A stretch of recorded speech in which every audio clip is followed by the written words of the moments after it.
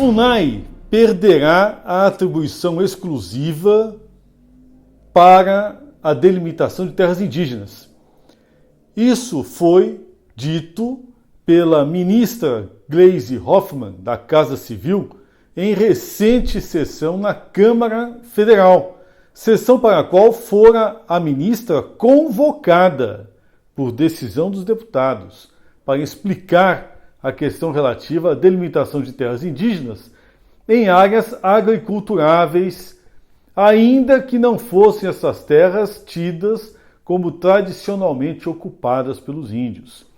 A FUNAI tomou para si o papel de legislar, o papel de julgar e o papel de decidir. Nós não temos mais um governo federal, não temos mais um Supremo Tribunal Federal e não temos mais um Congresso Nacional. Para os índios, segundo alguns, nós temos a FUNAI. Por outro lado, nós temos um governo federal que efetivamente tem que decidir um conflito grave sobre o uso da terra. Um governo federal que precisa efetivamente prestar assistência aos povos indígenas, mas que também deve abrir os olhos para esta tentativa de transformar índio em bichinho de zoológico, em um indivíduo que tem que ficar nu dentro de um aquário. Na verdade, nós temos hoje uma profunda integração civilizatória e os índios têm sim direito a essa integração e, mais que isso, têm direito ao desenvolvimento econômico em bases sustentáveis, com a manutenção de seus traços culturais. É isso que se espera de uma comunhão nacional, negada pela FUNAI. O Ministério da Justiça, dentro do governo federal, está, mais uma vez, administrando a questão embaixo da mesa.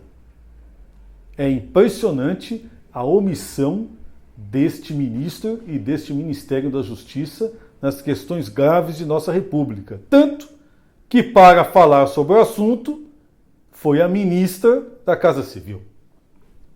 Vamos mais adiante.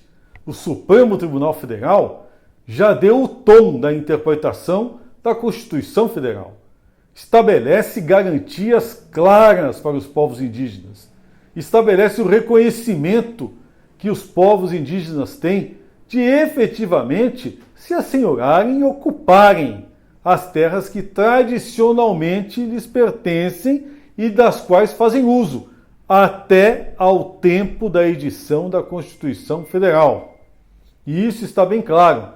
Terras tradicionalmente ocupadas pelos povos indígenas são aquelas que eles já ocupavam tradicionalmente por ocasião da edição da Constituição Federal. Está claro isso para o Supremo Tribunal Federal. Como também está claro para o Congresso Nacional que ele sim tem possibilidade de opinar e decidir sobre o uso que se pode fazer do solo indígena em caso de exploração mineral e outros projetos que digam respeito ao exercício da soberania nacional. Os papéis estão claros, eles só não estão claros para a FUNAI. Daí porque, ouso dizer, temos que aplaudir a iniciativa do governo federal de criar um processo de delimitação de terras, de demarcação de terras indígenas, que não fique sob o monopólio desta Fundação Nacional do Índio. Vão mais além.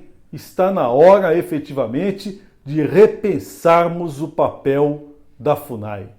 Quiçá, extinguirmos essa instituição e criarmos outra mais adequada aos interesses nacionais e aos interesses dos povos indígenas.